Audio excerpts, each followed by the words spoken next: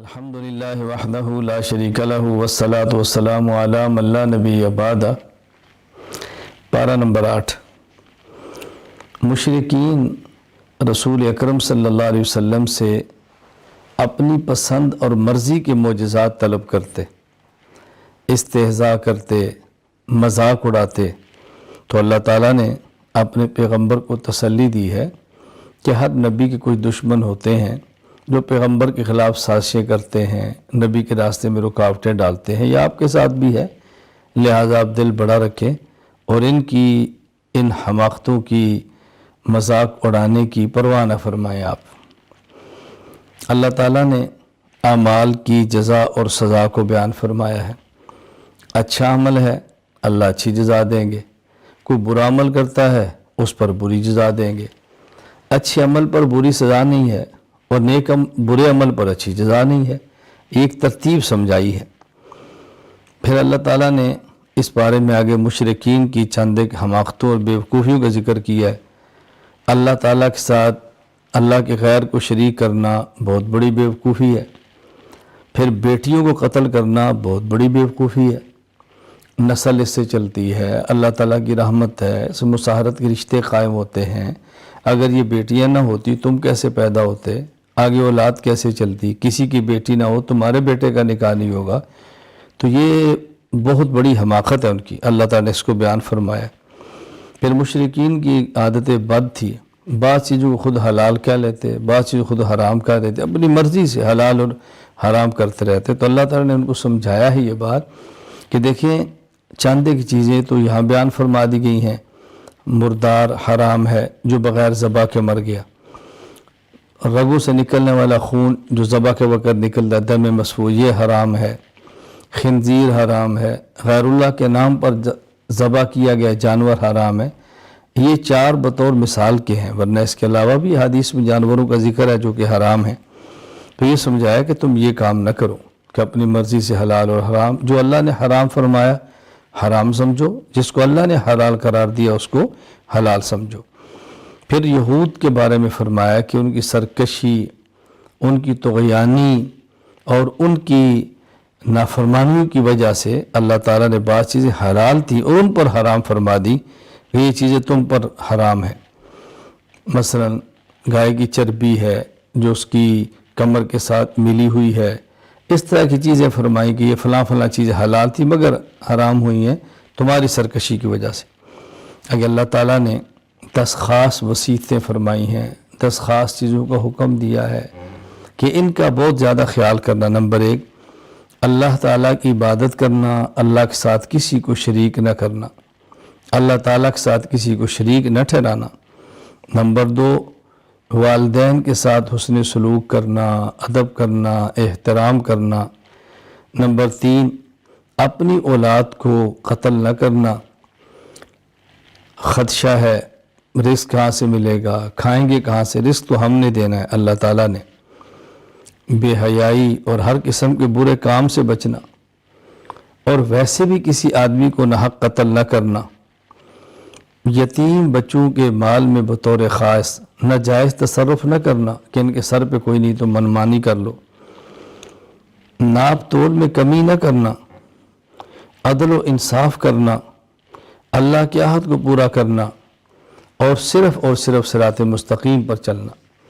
یہ 10 خاص وصیتیں فرمائی ہیں کہ ان کا بہت زیادہ خیال کرنا۔ پھر اللہ تعالیٰ نے اسی بارے میں 2 بہت بڑی نعمتوں کا ذکر فرمایا ہے۔ نمبر 1، قرآن کریم دائمی، ابدی اور ہمیشہ کا معجزہ ہے، ہمیشہ کا معجزہ ہے، یہ اللہ کی بہت بڑی نعمت ہے۔ پھر اللہ تعالیٰ نے انسان کو عظمت دی ہے، انسان کو عزت دی ہے، یہ اللہ تعالیٰ کی بہت بڑی نعمت ہے۔ اور بھائی چارہ قائم کیا ہے، رشتے قائم کیے ہیں، خدا کی بہت بڑی نعمت ہے۔ تو اللہ تعالیٰ نے ایک بہت بڑی نعمتیں ذکر فرمائی کہ اس کا شکر کرو۔ نمبر 1، قرآن کریم تمہیں دیا ہے جو بہت بڑی نعمت ہے۔ نمبر 2، انسانیت کی عظمت عزت دی ہے، تمہارے لیے بہت بڑی نعمت ہے۔ بھائی چارے کا بیان ہے جو کہ بہت بڑی نعمت ہے۔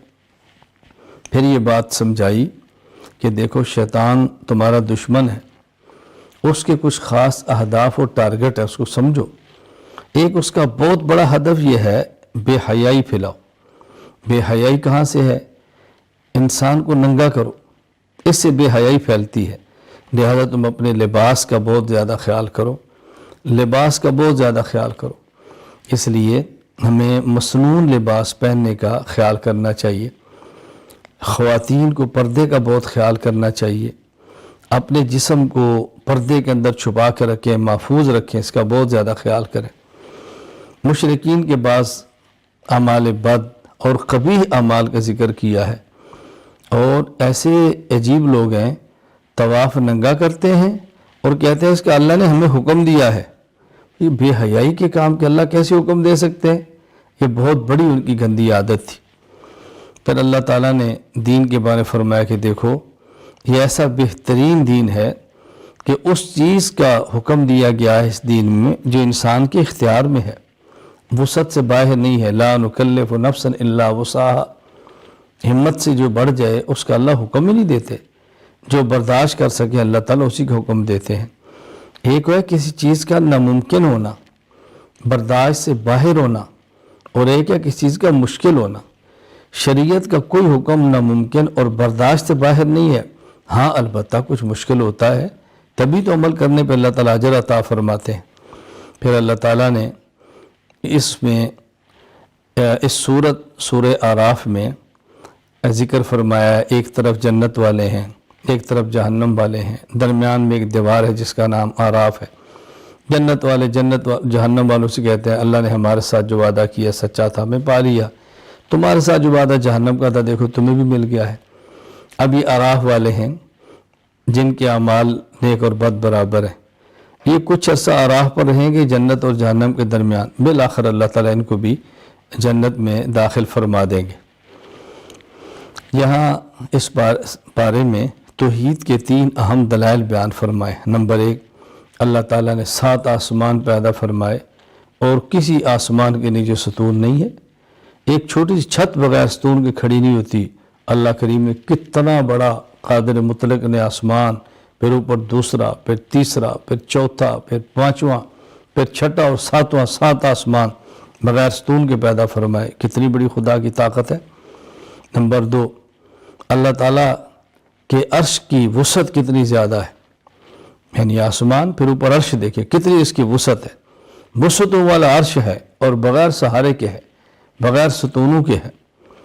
اور اللہ تعالیٰ نے پھر سورج اور چاند کی تخلیق بتائی، سورج کیسے پیدا فرمایا، چاند کیسے فرمایا، کتنی بڑی یہ مخلوق ہے۔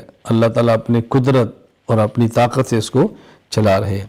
بس یہاں ایک بات ذہن نشین فرما دیں، جہاں بھی قرآن کریم میں اللہ تعالیٰ کے عرش پر مستوی ہونے کا ذکر ہے، اس کا معنی ہرگز یہ نہیں ہے کہ اللہ تعالیٰ اپنی ذات کے اعتبار سے عرش پر بیٹھے ہیں یا عرش پر قائم ہیں۔ یہ اللہ تعالیٰ ایک صفت ہے جس کو اللہ تعالیٰ ہی جانتے ہیں اور ہم اس کا معنی صحیح ادا نہیں کر سکتے۔ بس اتنا ذہن میں رکھنا چاہیے کہ اللہ تعالیٰ عرش پر مستوی ہے۔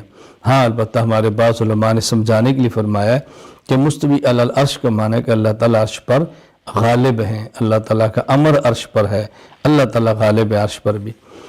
یہاں پھر اللہ تعالیٰ نے 6 انبیاء علیہ السلام کے قصے بیان فرمائے، حکمتیں بیان فرمائیں، عبرتیں بیان فرمائی۔ وہ 6 انبیاء کون سے ہیں؟